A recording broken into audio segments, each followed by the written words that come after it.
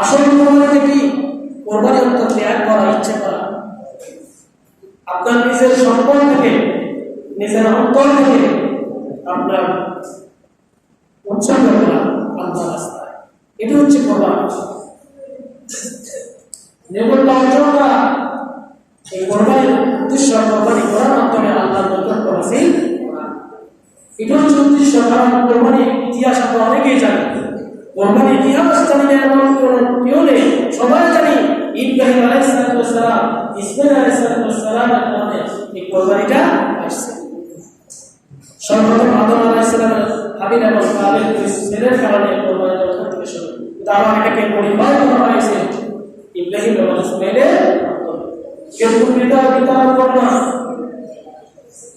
নিজের পিতা নিজের আপন ছেলেকে জবাই করে দিচ্ছে, ওইখান থেকে আল্লাহ হুকুমে তওবা হয়েছে। কত ঘটনা হয়ে গিয়েছে। আমরা নিজের পুত্রকে কোরবানি করার জন্য এ পর্যন্ত কোনো ব্যক্তি নিজের ছেলেকে হয়তো মারতে নিজের কাছে কোরবানি। তাহলে একজন আল্লাহর নবী যিনি ৮০ বছর বয়সে, তার কোনো সন্তান নাই, বয়স হয়ে গেল ৮০ বছর, বৃদ্ধ মানুষ, আল্লাহকে যে প্রতিদিন দোয়া করতেন, আল্লাহ আপনি আমাকে একটি সলিহ সন্তান দেন, রব্বি হাবলি মিনাস সলিহিন। আল্লাহ ৮০ বছর বয়সে হযরত ইব্রাহিম আলাইহিস সালামকে একটি পুত্র সন্তান দিলেন, নাম হলো ইসমাঈল।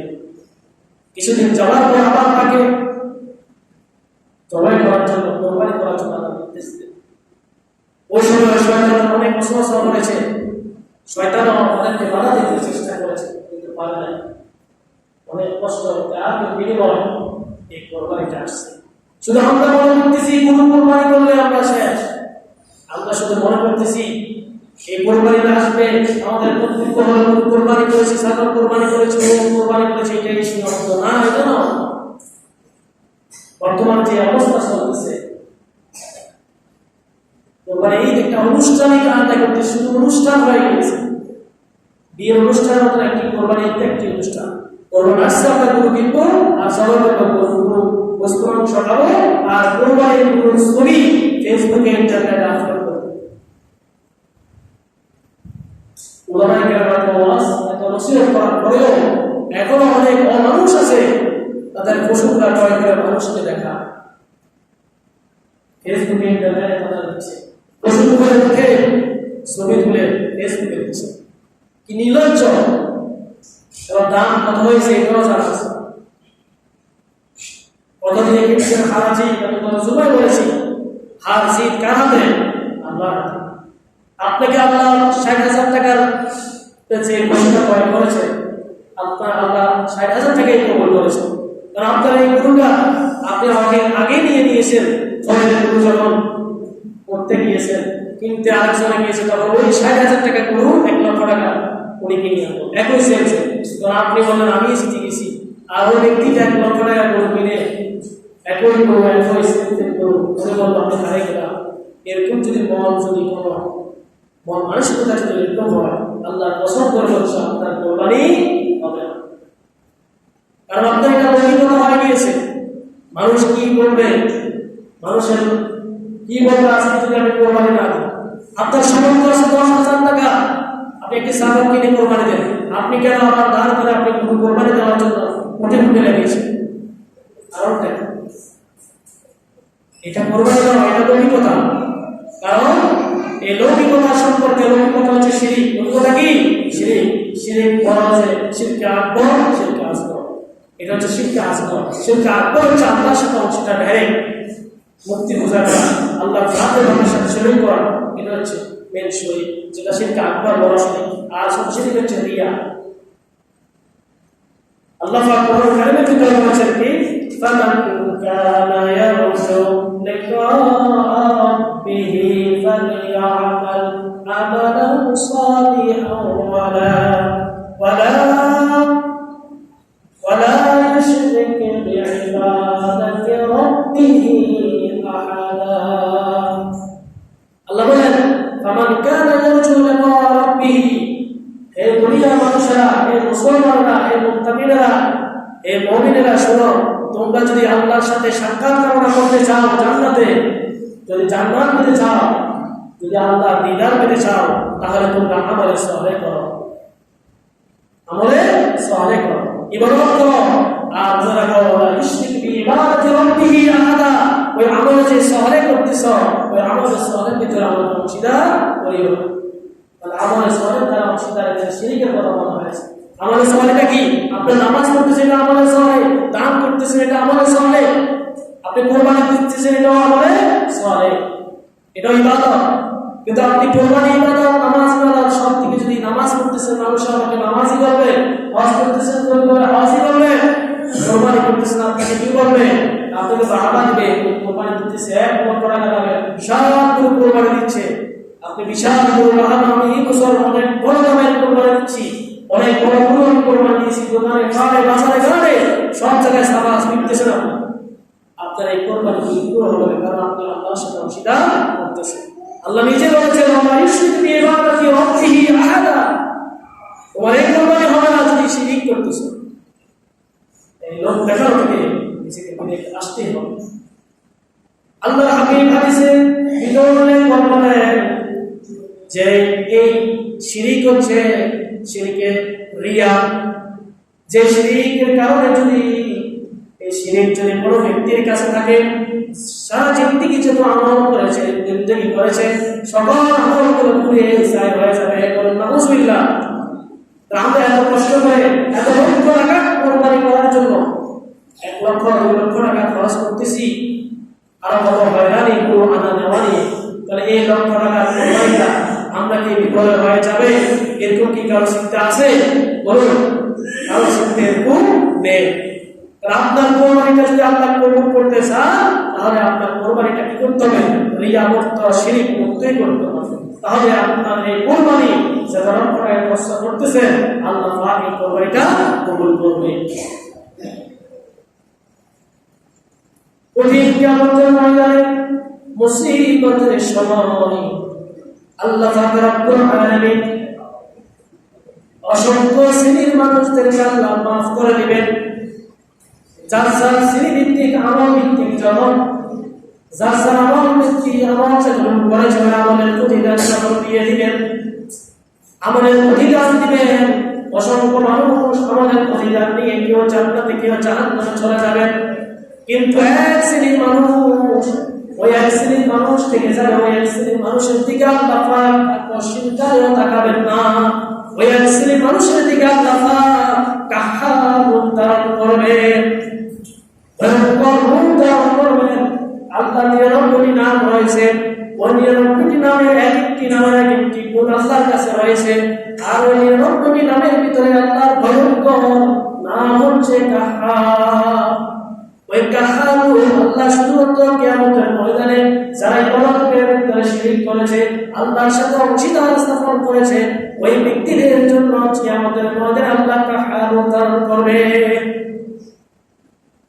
তাই আমরা যারা এখন কোরবানি করতেছি ওই কোরবানির ভিতরে যদি অংশীদার স্থাপন করে মানুষের বাহবা হওয়ার জন্য কোরবানি করতেছি, মানুষ আমাকে দানের বর্ণাইকারা দান করতেছি, মানুষ আমাকে নামাজের বর্ণাইকারা নামাজ করতেছি, এই সমস্ত চিন্তাধারা থেকে আপনি কোরবানি করেন, ইবাদত বন্দেগী করেন, আল্লাহর কসম করে বলছি আল্লাহর সাথে অংশীদার স্থাপন হয়ে গিয়েছে। আর আল্লাহ ফাঁসের সাথে যখন অংশীদার স্থাপন হয়ে গিয়েছে, ওদিন কিয়ামতের ময়দানে যেদিন আল্লাহর কাছে হিসাব দিতেই হবে, পৃথিবীর এমন কোন মানুষ নেই, এমন কোন সৃষ্টি নেই, ওই কঠিন কিয়ামতের ময়দানে এক বিন্দু পরিমাণ হিসাব দেওয়া ছাড়া থাকবে না।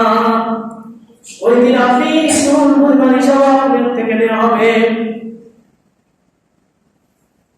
কারণ আপনি দুনিয়াতে যে সামান্য একটি গুনাহ, ওই সামান্য গুনাহটা পর্যন্ত আপনি কি করেছেন? সামান্য গুনাহ হয় এরকম কিছু আপনি করেছেন, মনে করতেন এটা সামান্য কিছু আমরা ফেলে দিই, এটা সামান্য কিছু মনে করে রেখেছি, কিন্তু ওই কঠিন কিয়ামতের ময়দানে ওই সামান্য পরিমাণ ওই গুনাহের জন্য আপনি আল্লাহর কাঠগড়া দাঁড়িয়ে থাকতে হবে।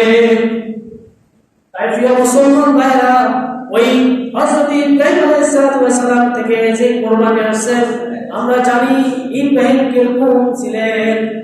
আমরা শুধু প্রতি বছর কোরবানি করতেছি, গরু জবাই করতেছি, পশু জবাই করতেছি, কিন্তু ওই পশু জবাই থেকে আমরা কোনো শিক্ষা নিতেছি না। আর ইব্রাহিম আলাইহিস সালাম আল্লাহর একজন খলিল, তার যতটা পরীক্ষা ইব্রাহিম থেকে নেওয়া হয়েছে, প্রত্যেকটি পরীক্ষায় ইব্রাহিম আলাইহিস সালাম বললেন ক্লাস পেয়েছে। একবার আমরা অনেকে এটা জানি, কিন্তু এটা থেকে শিক্ষা নেই না। ইব্রাহিম আলাইহিস সালাম আমলের সময় তার আসল পিতা আসগর, তার আসল পিতা সেই মূর্তি পূজারী কাফের, ইব্রাহিমের পিতা।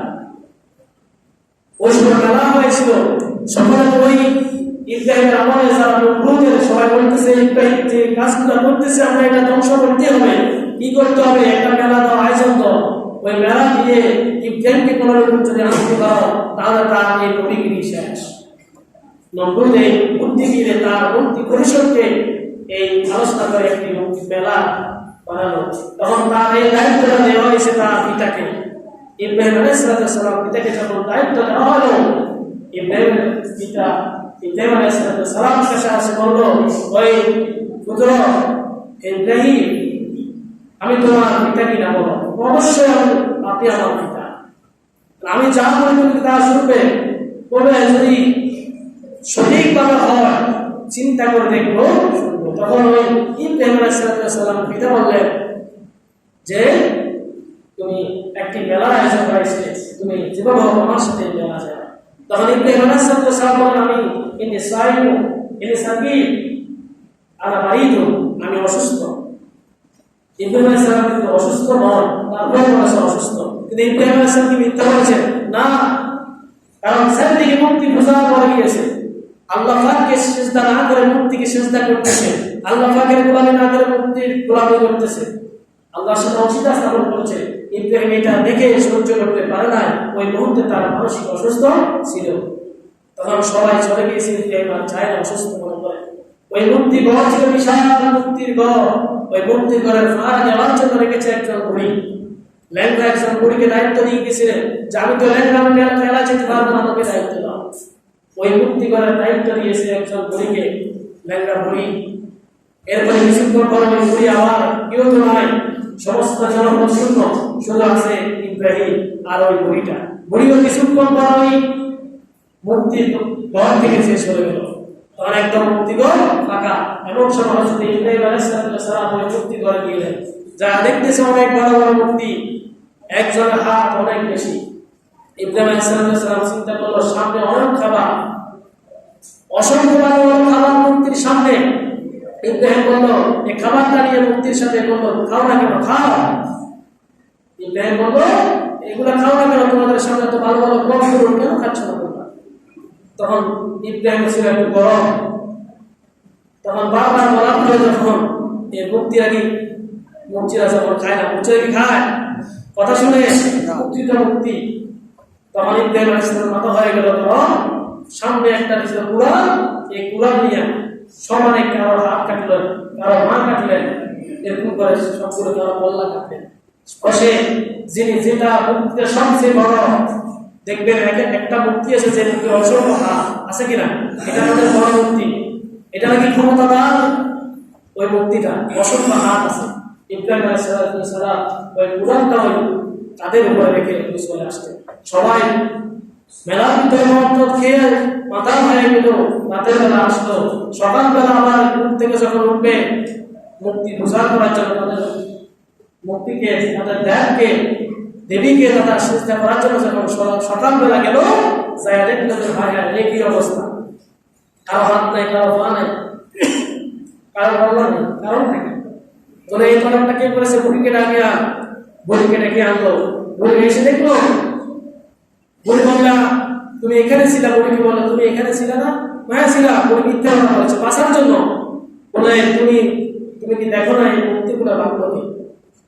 তখন বুড়ি সাথে বলে দিল ইব্রাহিম বলছে, কিন্তু বুড়ি ইব্রাহিমকে দেখে না, কারণ সে বাঁচার জন্য ইব্রাহিম আলাইহিস সালামের নাম দিয়ে দিয়েছে, মিথ্যা সাক্ষী দিয়ে দিয়েছে। তখন ওই সময় বিচারক ছিলেন তার পিতা, অর্থাৎ ইব্রাহিম আলাইহিস সালাম পিতা হচ্ছে বিচারক। নমরুদের ইব্রাহিম আলাইহিস সালামের পিতাকে বিচারক বানিয়ে দিল, যে ছেলের বিচারক করবে। এখন ওই বুড়ি হয়ে গেল ভয়, আমি তো তার ছেলে যখন পিতা যখন ছেলের বিচার করবে কি করবে, নিশ্চয় কারচুপি করবে, আমি তো তার বিরুদ্ধে সাক্ষ্য দিয়েছি। তখন বুড়ি বললো যাই হোক, যখন মিথ্যা হলো নিজে বাঁচার জন্য বসে। এখনো দেখবেন অসংখ্য মানুষ আছে এই বুড়ির মতো মিথ্যা সাক্ষী দেয়, এই মিথ্যা সাক্ষীর বিনিময়ে অসংখ্য ভালো ভালো মানুষগুলো ফাঁসি হয় কিনা? হয়ে যায়। এরকম ওইখান থেকে মিথ্যা সাক্ষীটাই আসছে। এই মিথ্যা সাক্ষীর বিনিময়ে অসংখ্য মানুষ ফাঁসির দোষীতে চলছে। তার শেষে সবাই ইব্রাহিমের দোষ দিলেন, কিন্তু ইব্রাহিম আল্লাহর ফয়সালার জন্য অপেক্ষা ছিলেন। ইব্রাহিমকে আল্লাহ পাক ওখান থেকে বাঁচিয়ে আনলেন। ইব্রাহিম তাকে বলেছেন ওয়াজহাতু ওয়াজহিয়াল্লাযী ফাতারাস সামাওয়াতি ওয়াল আরদা হানিফা। এটা আমরা বলি অসংখ্য ইতিহাস অনেক বড়। ইব্রাহিম সূর্যকে দেখে আল্লাহ রব মনে করেছে, সূর্যকে দেখে রব মনে করেছে, কিন্তু ইব্রাহিম আলাইহিস সালাম আল্লাহর সাথে শিরক করে না। ওরা মুক্তি পূজা করতো, সূর্যের পূজা করতো, তার বাপ সকল কিছু করতো, কিন্তু তারা ইব্রাহিম একটাও পূজা করতো না। তিনি বললেন আল্লাহ একমাত্র আল্লাহ, আল্লাহ আপনি আমার রব, আপনার কোনো অংশীদার নেই। তাহলে ইব্রাহিম আলাইহিস সালামের সুন্নাত আমরা কোরবানি করি, কিন্তু এই কোরবানির ভিতরে ওই শিরকটা লুকায়িত দেখিনি। তাহলে মেহেরবানি করে প্রকৃত যে কোরবানি, ওই কোরবানি থেকে আমরা শিক্ষা নিই, রিয়া মুক্ত, লৌকিকতা মুক্ত, শিরক মুক্ত কোরবানি করি, শিরক মুক্ত ইবাদত করি, তাহলে আল্লাহ পাকের দরবারে কোরবানিটা আমাদের কবুল হবে। আল্লাহ পাক আমাদেরকে আল্লাহর হুকুম অনুযায়ী প্রকৃত কোরবানি অনুযায়ী কোরবানি করার তৌফিক দিক আমাদের। আমিন। ওয়া আখিরু দাওয়ানা আলহামদুলিল্লাহি রাব্বিল আলামিন। যারা সুন্নাত সারা কবল জমা করে